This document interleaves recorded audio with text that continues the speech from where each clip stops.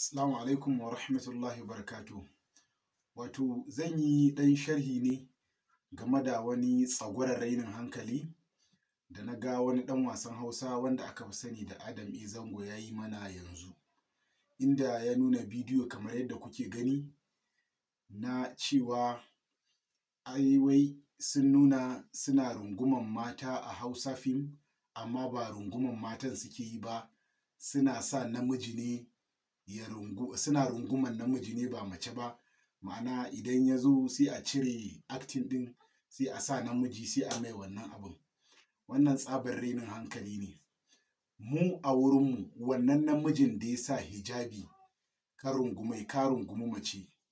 Sannan tambaya da ya kamata a ma yanzu ita ce, shi wannan namijin yadda ka rungumi wannan namijin amma da hijabi wanda screen ya nuna ka rungumi mace, waɗanda kake wa tarbiyya tunda kun ce koyar da faɗakarwa kuke, kuna tarbiyyantar da mutane, kuna faɗakarwa, shi wanda kake wa tarbiyyar zai sa namiji ya sa hijabi ne sannan ya rungumai?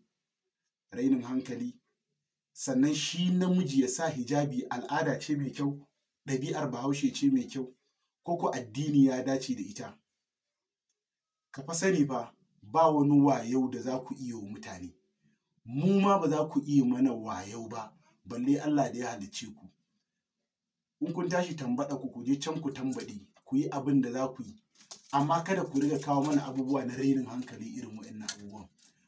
Hattana a wurin Allah da wurinmu, wannan namiji da ya sa hijabi ka rungume shi, ka rungumi mace, hukuncinka kenan.